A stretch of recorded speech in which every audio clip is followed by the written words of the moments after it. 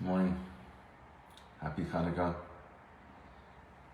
This is the finale of Hanukkah, and the whole world is relaxed at this time of year, allowing us to do what Jews do on Hanukkah. One of the things we do on Hanukkah is talk about the miracles of Hanukkah, because it wasn't like the miracles from the Exodus that we celebrate on Passover, when they were revealed miracles with the sea splitting, but people on the front lines facing an impossible enemy. Elephants galore, welcome. That was the reality of the holy people of the day. They realized they had to take up arms to defend what was important, even though there were a lot of peace-loving, opposing views amongst the Jewish people. There was a civil war, in fact, welcome, about whether to accept the modern way or to assert yourself where things differed, and on even if it means facing the elephants at the horizon, elephants all the way down from there. They would literally gave their lives to spear up the elephant, to drive people to the impossible, the 300, the impossible war.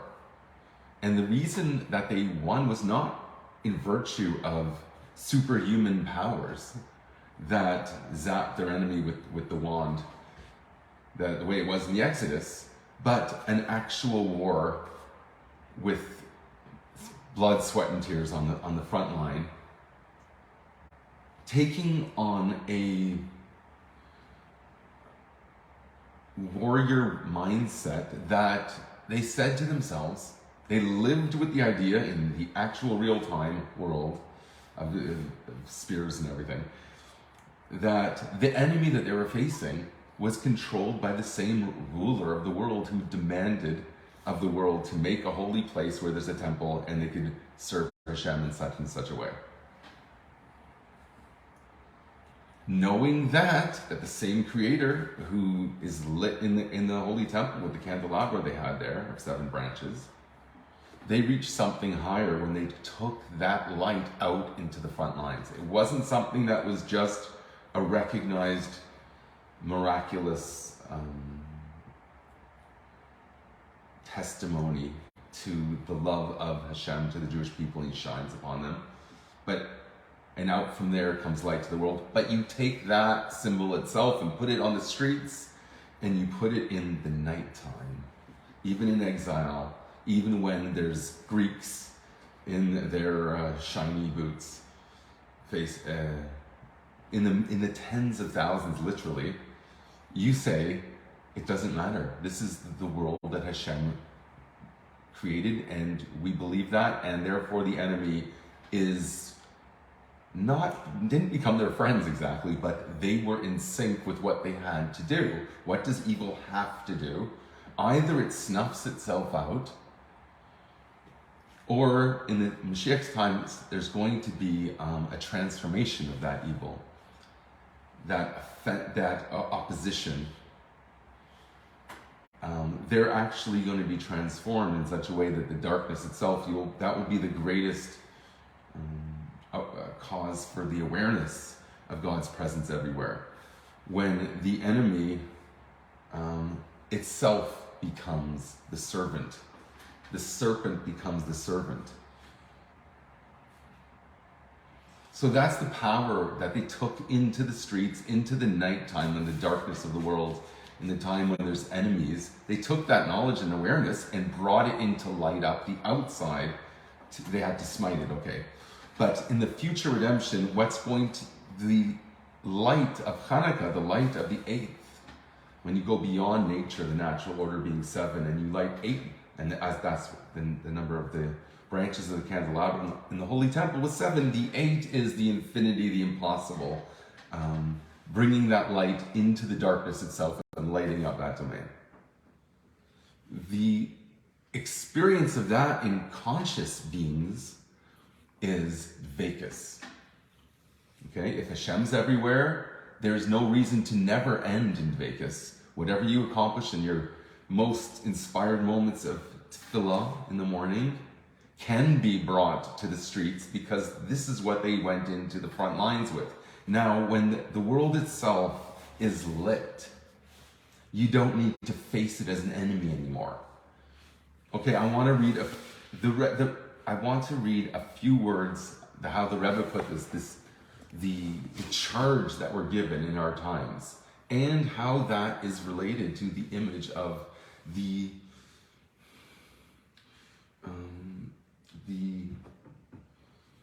cry of the Aguna,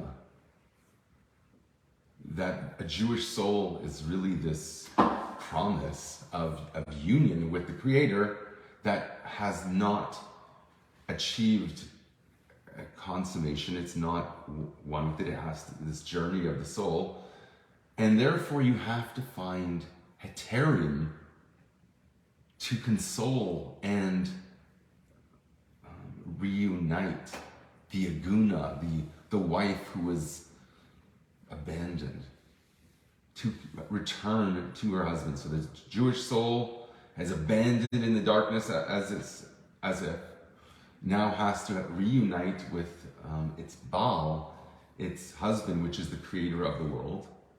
That is likened to Aguna, the compassion that she evokes, being trapped in darkness and never experiencing the union that she was promised.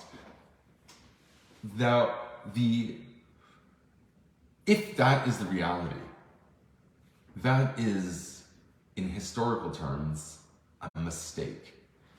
Because now, the Rebbe says, everything is already lit. Everything is transformed. And if we don't see that, we have to learn how to open our eyes. In other times, that has been defined as opening your heart. That is probably just suggested here by the idea of the Aguna. Here it's described rather as, let's just read it in the original. Some people say when you get to the Yiddish, you lose me. I'll just translate it on the fly then. I won't say the original, I'll say that in my head. All the preparations for the next stage have already been done. And now we only must draw that state of redemption into the actual physical world. That is reality. Now you have to make everything else reveal that. So that's opening your eyes. Okay, that is the transformation of the physical, or our experience of the physical world, in a way that's revealed to your eyes. Okay, so it's not enough, the Rebbe continues, to have a spiritual redemption, but there is a type of audacity in claiming back what was yours. It's as if you were a child that has been banished from your father's table, like an Aguna, the Rebbe goes on to say. And so everyone must open their eyes to see that now things are different, and that every person already is in the state of redemption. And therefore, you have to open your eyes to that reality. And the Rebbe describes that as asserting a type of ownership over what is promised by shining the light in such a way that, for example, Chabad has done with the menorahs everywhere, lighting up the streets. Literally, what a beautiful symbol and pride of something positive in a world where all we do is put on the pedestal gangster culture. That is our entire culture now, has just become fascination with the biggest gangster in town. So why are we surprised when we elect Trump? But we are promised an actual physical leader that's called my servant David, who will be the promise of eternal sovereignty, and that the Gentiles will know that I am Hashem. Hashem says.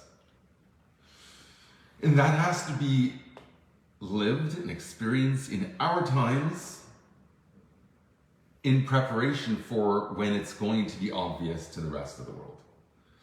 Now that is, in this week's parsha, is the Yigash. Yehuda asserts himself. He stands up. There were guards, the Egyptian guards with the sharp-tipped spears, And he nevertheless approaches the king, Yosef, who is like the king, Kamecha Kapare. He does it with an audacity. He approaches the king uninvited and demands that, so Yosef is Yisaid, he was the giver, he had everything ready to give over, so his destiny was to save his brothers. Here is the choice of the brothers, Yehuda.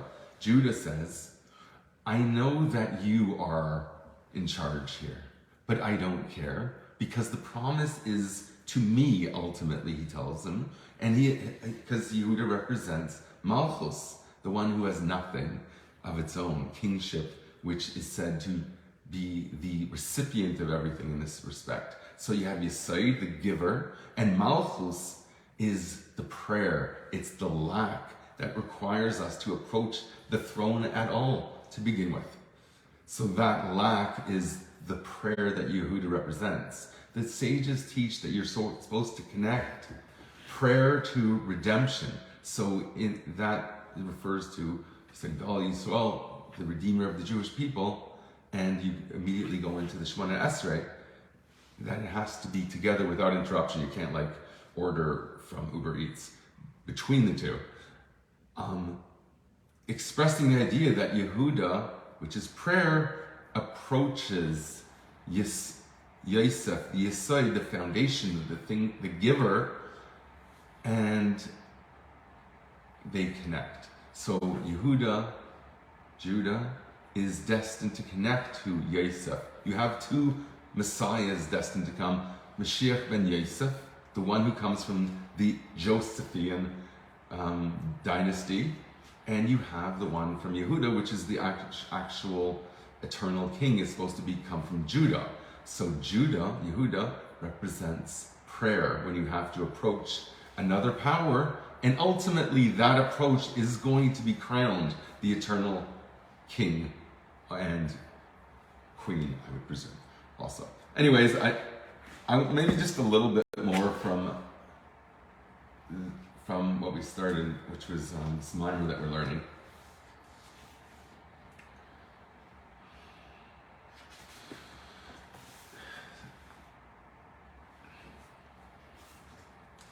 Okay, so I think I said all that. Okay, there's one or two more things I want to add. So you have this crown that's given over. There's two parts to the crown. There's the inside part, and there's an outer, what the world sees, right? There's two levels of crown. That's how you, there's a lot of doubling that goes on when you get into number games. Keser has will, Ratzain, and volition, and it has pleasure on the inside of the crown. So that is represented historically in two different eras. The era of King Solomon, when he had wisdom, wealth, and women. The three W's he had. King Solomon had the three W's and intended to bring peace and prosperity to the world. That was a gilui of the will of Hashem on earth. When you make the world follow God's will, he shines, and there's plenty, and there's unity and peace. So there's peace in his day. That's what King Solomon's name means. That is going to be trumped by something much greater, is the culmination of that, when you don't have to shine in a way that reaches out, like from the Holy Temple they had the candelabra spreading light, and all the wealth and attention of the world came to that center. But you take it out even to the further extremes, and the lowest, most rebellious of all creatures are the ones that are writhing in the streets in ecstasy and unable to do anything but enjoy Hashem and not be sort of it's like as if the Maccabees didn't have to go to war, but they just had a big party and the people couldn't even handle it. That's the dvekus that is described here. When we say that you can light the candles of the menorah until the time where the rebels, or the gematria of rebels, the Talmudai, the people selling kindling, the last thing that you want to sell, because getting dark out. So they're out there, the people on the streets, that you got to wait for those. If you have a kid that's one of those guys, you can't light the menorah in your house until that guy arrived. He's part of the plan. And you take the light out to that guy in the street. The light is, if it's in opposition to Hashem, the weapon of Mashiach is Dveikus. Have a good morning and a good day.